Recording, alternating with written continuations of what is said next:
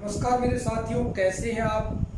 उम्मीद करता हूं कि आप सभी स्वस्थ होंगे, खुश होंगे और एक सकारात्मक सोच के साथ, जुनून के साथ निरंतर आप अपनी पढ़ाई कर रहे होंगे। ऐसी मैं आपसे उम्मीद करता हूं और आप जरूर ही समय का सदुपयोग कर रहे हैं, ऐसी मैं भी आपसे उम्मीद करता हूं। और आप नेक इंसान हैं, अच्छे इंसान हैं, सुख दुख में काम आने वाले हैं, ऐसी मैं आपसे उम्मीद करता हूं। दोस्तों, आज इस कक्षा में जो हम पढ़ेंगे उस हमारे प्रकरण का नाम है पदबंध। इससे पहले हमने वाक्य रचना, वाक्य निर्माण प्रक्रिया, वाक्य के भेदभूत चर्चाएं की थी, वाक्य के अंग पढ़े थे। जिन विद्यार्थियों को वाक्य के अंग, विधेय और उद्देश्य का पता है, वो व्यक्ति पदबंध नाम के टॉपिक को भी जान सकेगा, उसको सहूलियत होगी। ठीक है। और आज जो टॉपिक हम पढ़ेंगे उसका नाम है पदबंध। पदबंध, ठीक है। समझने का प्रयास करेंगे कि पदबंध जो शब्द है वो दो शब्दों से मिलकर बना है, पद जोड़ बंध। अर्थात हम कह सकते हैं पदों का समूह है, यानी बंध का अर्थ होता है समूह है। क्या होता है? समूह है। और पद क्या होता है, ये बात भी आप जान चुके हैं। जब हमने वाक्य रचना प्रक्रिया पढ़ी थी उस समय मैंने बात बताई थी कि कोई भी स्वतंत्र शब्द जब वाक्य के अंतर्गत व्याकरणिक नियमों में बंध कर प्रयोग कर लिया जाता है, व्याकरणिक नियमों के अनुसार प्रयोग कर लिया जाता है, वही शब्द वाक्य में पद के नाम से जाना जाता है। ठीक है। इसीलिए अनेक पद मिलकर जब एक संरचनात्मक इकाई या एक व्याकरणिक इकाई बनाते हैं उसे हम पदबंध कहते हैं। ठीक है।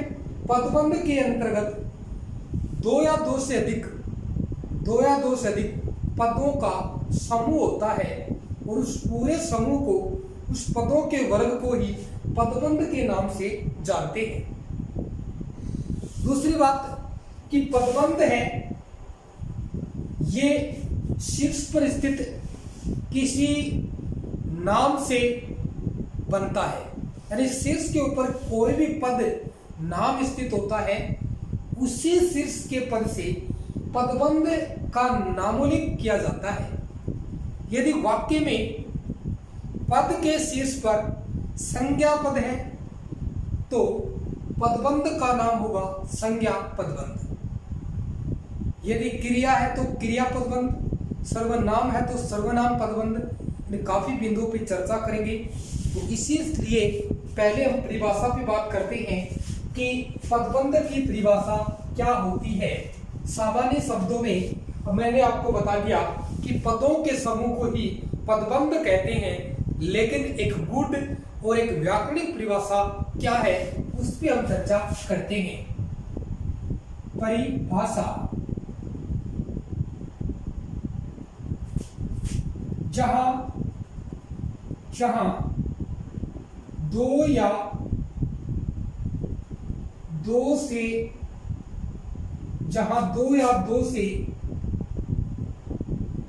अधिक पद मिलकर एक व्याकरणिक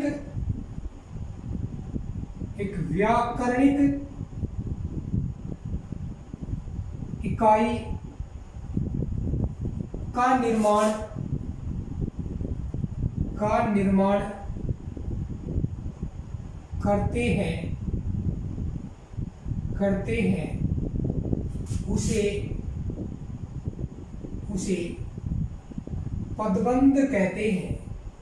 उसे पदबंध कहते हैं, जहां दो या दो से अधिक पद मिलकर एक व्याकरणिक इकाई का निर्माण करते हैं, जैसे संज्ञा पदबंध, क्रिया पदबंध, क्रिया विशेषण पदबंध, विशेषण पदबंध, जो इकाइयां बनाते हैं उस इकाई को ही पदबंध कहते हैं।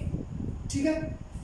पदबंध की क्या क्या विशेषता होती है उसकी हम बात करेंगे। पहली जो विशेषता होती है वो ये विशेषता है कि पदबंध में दो या दो से अधिक पद होने आवश्यक हैं। तो पहली विशेषता क्या है कि दो या दो से अधिक पद होने आवश्यक है, पद होने आवश्यक है। दूसरी जो विशेषता है कि दो या दो से अधिक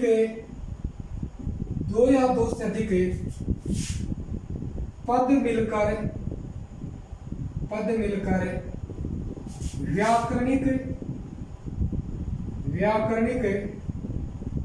इकाई का निर्माण करते हैं। तीसरी जो विशेषता है कि पदबंध कोई वाक्य नहीं है, अर्थात ये वाक्य का एक अंश है, अर्थात पदबंध वाक्यांश है। तो तीसरी महत्वपूर्ण विशेषता है कि पदबंध वाक्य न होकर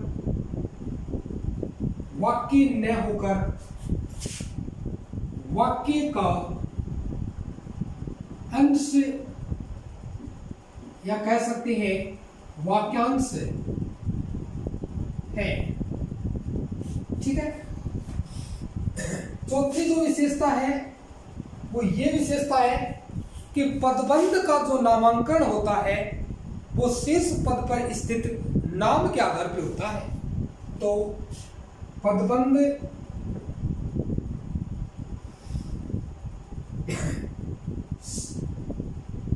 शीर्ष जिसे कहते हैं मुख्य पद, क्या कहते हैं मुख्य पद, कि शीर्ष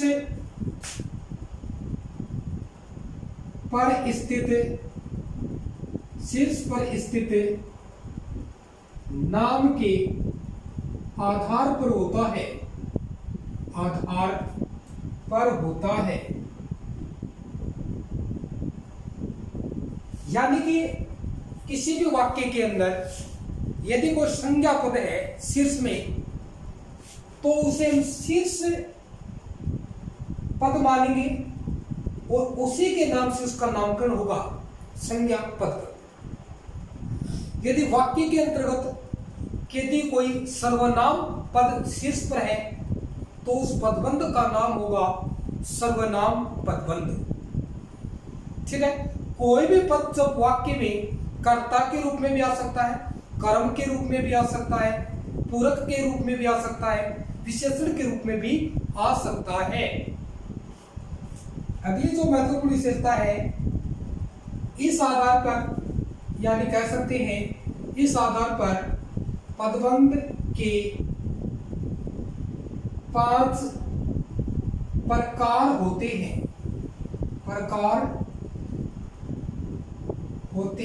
पदबंध कितने प्रकार के होते हैं?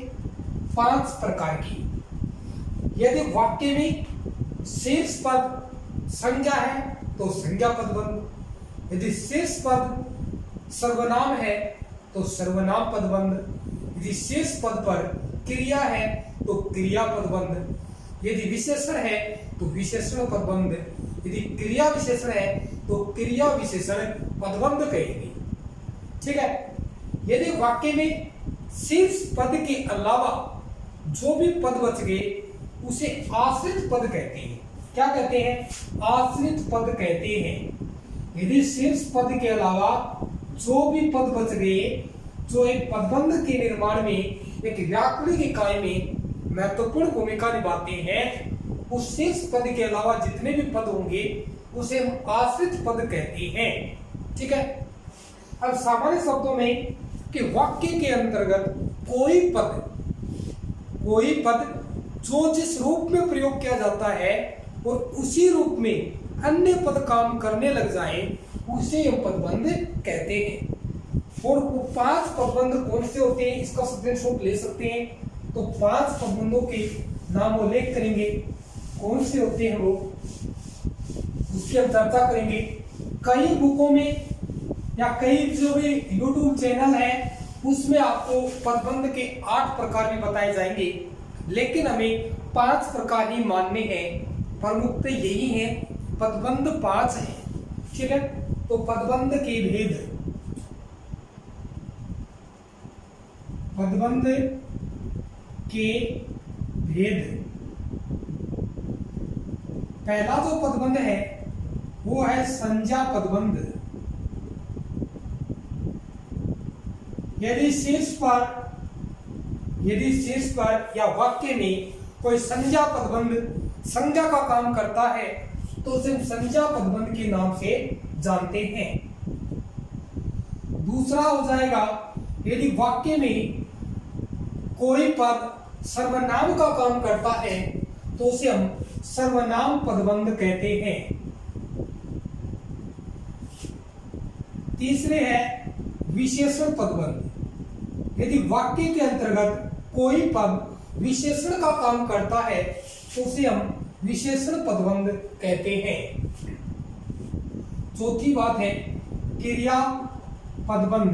यदि वाक्य के अंतर्गत कोई भी पद एक क्रिया के रूप में काम करता है, यदि कोई पद समूह है, क्रियाओं का समूह है, तो उसे हम क्रिया पदबंध कहते हैं।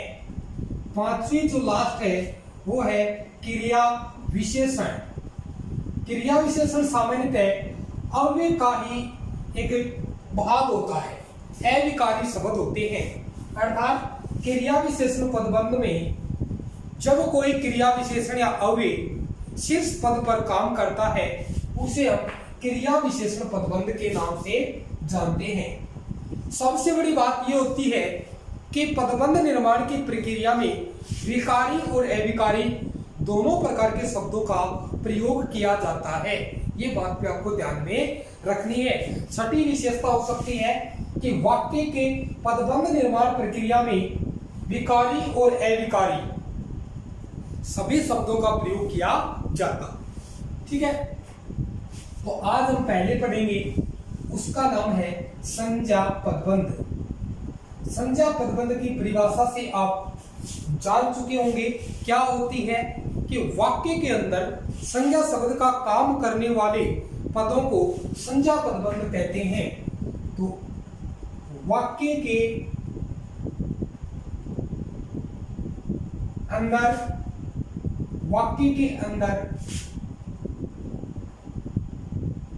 संज्ञा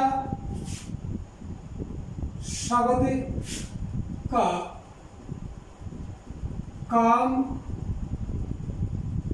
करने वाले पद को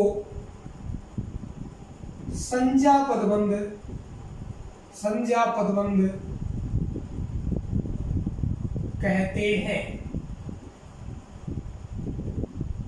या हम कह सकते हैं कि शीर्ष पर या शीर्ष पद संज्ञा पदबंध हो या संज्ञा पद हो या शीर्ष पद संज्ञा पद हो तो उसे भी हम संज्ञा पदबंध कहते हैं। जैसे उदाहरणों पे चर्चा करें,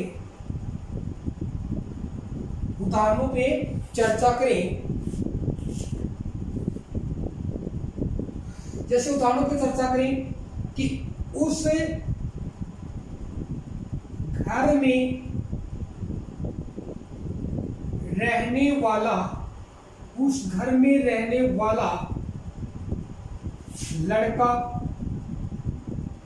लड़का उस घर में रहने वाला लड़का चला गया। उस घर में रहने वाला लड़का चला गया। अब वही वाक्य है।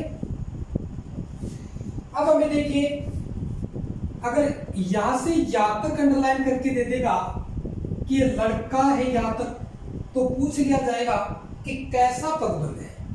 ठीक है, मैंने कहा कि वाक्य में शीर्ष पर जो भी पद होगा, यदि संज्ञा है तो संज्ञा पदबंध, क्रिया है तो क्रिया पदबंध, विशेषण है तो विशेषण पदबंध। लेकिन यहां हम बात करें कि शीर्ष पद क्या है, यहां पर शीर्ष पद है वो एक लड़का है और लड़का एक जातिवाचक संज्ञा है, इसीलिए कैसा पद है, संज्ञा पद है। कैसा पद है, शीर्ष पद संज्ञा पद है। और उससे पहले जितने भी पद काम में लिए जाएंगे दो या दो से अधिक, जैसे कि उस घर में रहने वाला, जो एक पद है, जो लड़का जो संज्ञा है, जो कर्ता का काम कर रहा है, तो ये जो ये काम करेगा वही ये काम करेंगे, इसीलिए ये सभी क्या हो जाएंगे, आश्रित पदबंध हो जाएंगे। क्या हो जाएंगे, आश्रित पद होगा। क्या होगा, आश्रित पद। इस शीर्ष पद के अलावा पदबंध में जितने भी पद होते हैं उन्हें आश्रित पद कहते हैं। ठीक है, अब देखिए, अब यहां से यहां तक जो बात कही लड़के तक, लड़का संज्ञा है, तो इस पूरे पदबंध का नाम क्या होगा, संज्ञा पदबंध। कैसा पद है, संज्ञा पदबंध, ध्यान में रखना है, संज्ञा पदबंध। ठीक है, ये वाक्य के शीर्ष में क्या था, लड़का। लड़का एक संज्ञा है, वो उससे पहले जितने भी पद होंगे वो इसके पद है, पदों की एक श्रृंखला है, एक व्याकरणिक इकाई है, इसे व्याकरणिक इकाई कहेंगे। इसीलिए हमने पढ़ा था ये पूर्ण वाक्य नहीं होकर ये वाक्य का अंग है, वाक्य का एक अंग है, एक अंश है। जैसे उस घर में रहने वाला लड़का, इससे क्या हुआ, इतनी बात से अर्थ समझ में नहीं आया, लेकिन चला गया क्रिया जुड़ते ही इसका अर्थ समझ में आ गया, इसीलिए इतनी बात पूछी है। तो पदबंध होता है वो वाक्य का एक अंश होता है, एक वाक्यांश होता है। ये बात आपको दिमाग में रखनी है। ठीक है, तो आपको समझ में आया होगा कि अगर शीर्ष पर संज्ञा है तो संज्ञा पदबंध हो जाएगा। ठीक है, ये बात आपको ध्यान में रखनी है। अगला उदाहरण है परिश्रम करने वाले विद्यार्थी अवश्य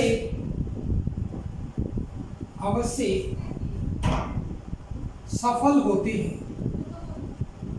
सफल होते हैं।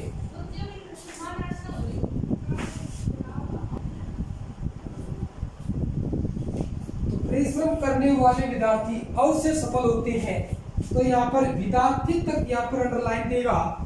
तो यहाँ पर विद्यार्थी एक संज्ञा है जो कैसा पद है, शीर्ष पद है। कैसा पद है, शीर्ष पद है। और विद्यार्थी से पहले जो भी पद होंगे परिश्रम करने वाले, ये होंगे आश्रित पद। कैसे होंगे, आश्रित पद। ठीक है, कैसे पद होंगे, आश्रित पद होंगे। इसीलिए कैसा पदबंध, अगर आपको अंडरलाइन यहां तक करके दे दिया तो ये कैसा पदबंध हो गया, ये हो गया यानी कि संज्ञा पदबंध। कैसा पदबंध है, तो आगे लिख सकते हैं संज्ञा पदबंध। ठीक है, ये भी कैसा, संज्ञा पदबंध। लेकिन समझने वाली बात ये है, यदि इसी वाक्य के अंतर्गत आपको विद्यार्थी तक अंडरलाइन न करके और विद्यार्थी को छोड़कर अगर वाले यहां तक अंडरलाइन देता है, यहां तक सिर्फ विद्यार्थी को छोड़ दिया, यहां तक अंडरलाइन दे दी, अब परिश्रम करने वाले विद्यार्थी अवश्य सफल होते हैं, वाक्य यही है, लेकिन अंडरलाइन आपको यहां तक दे दी, तो ये क्या है, ये है विशेषण पदबंध। क्या है, विशेषण पदबंध। ये आपको ध्यान में रखना है।